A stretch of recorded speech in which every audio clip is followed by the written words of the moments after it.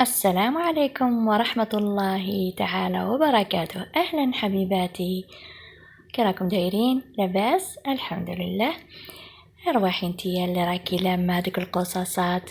هاد الفيديو اللي كنتي شوفي حبيبتي، جيبي قطعة تاع سكاي وقطعة تاع القماش طول 29 على 29 ورواحي نديرو هاد المشروع الشباب. سعر البيع في آخر الفيديو.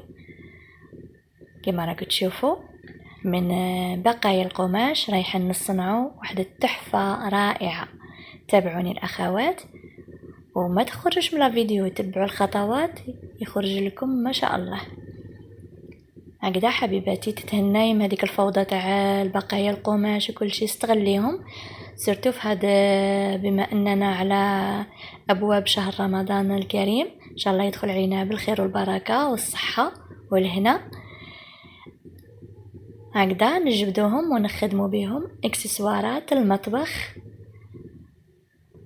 رايحه تفرحي بهم وتزيني بهم القعده نتاعك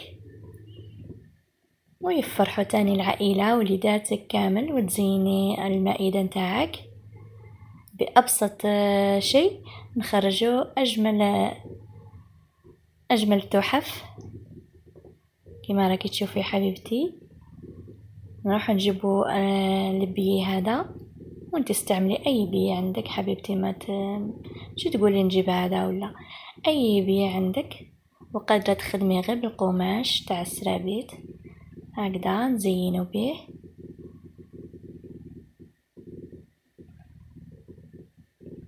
كاين بزاف اكسسوارات المطبخ، تابعوني حبيباتي وان شاء الله نحط لكم كل ما نعرف.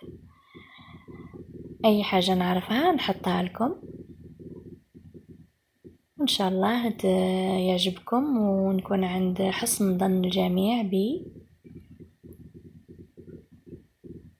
واللي مازال ما اشتركتش حبيباتي تشترك، تفعل زر الجرس هكذا ويوصلكم كل شيء جديد نحطه لكم.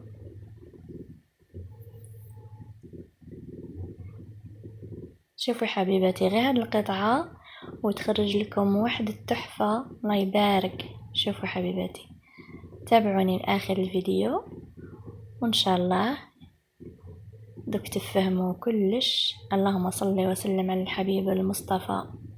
صلوا على النبي حبيباتي، صلوا ثم تخدموا صلوا على النبي. الصلاة على النبي تقضي بزاف حوايج. اللي ما يعرفش قيمة الصلاة على النبي راهي تقضي لك بزاف حوايج، تخرجك من الفقر، تعطيك الصحة، بزاف حوايج بزاف، ترزقك، تبارك لك في وليداتك في دارك في صحتك. الصلاة على النبي كنز كنز حبيباتي. هنا شوفوا حبيباتي تبعوا الفيديو. نخيطوا الزوايا كما راكم تشوفوا، نغلقوهم هكذا.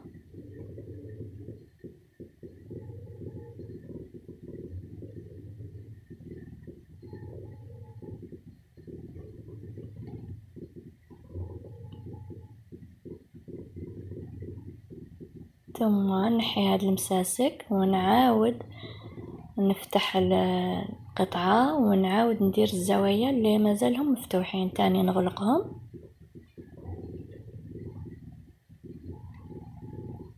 حبيبتي واللي تخدم هذا الصوالح وكل شيء، الخياطة هي في أي مجال يكون الصبر، يكون الإتقان، وغير بشوية وخدمي حاجتك حبيبتي، ما تتقلقيش على الحاجة.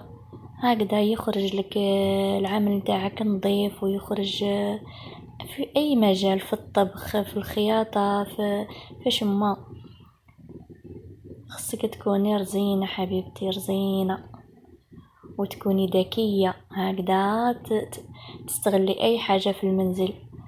هذه هي المرأة الذكية اللي ما أي حاجة في المنزل تخرج منها العجب وتكون شاطرة. شوفوا حبيبتي القطعة مازالها ما كملت وراهي تبان نتيجتها بل. شوفوا القطعة حبيباتي،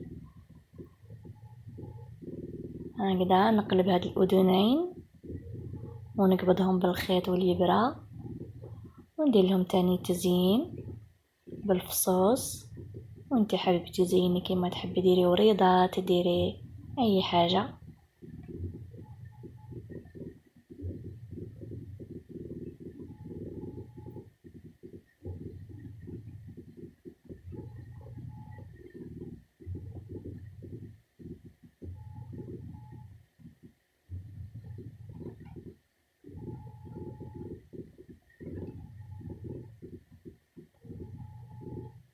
هذوك الفصوص حبيباتي تحبوا تلصقوهم كاين اللي فيهم هكا ثقب، تقدري تخيطيهم تاني ولا تلصقيهم بلاكول بسات ميل احسن خير من هذا المسدس.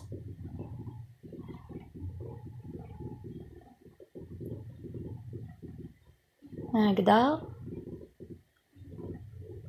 هذه هي النتيجة حبيباتي. شوفوا كي يخرج، شوفوا شوفوا شوفوا، روعة، كيوت بزاف، شباب بزاف، يزين المائدة نتاعك. اي وحده يزين المائدة بلا ما تحطي فيه.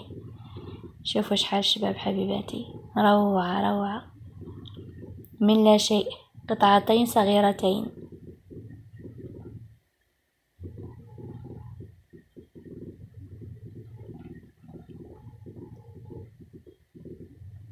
شوفوا حبيباتي، نحطوا فيه تقدري ما تحطي فيه طراشن هكا صغار من القماش،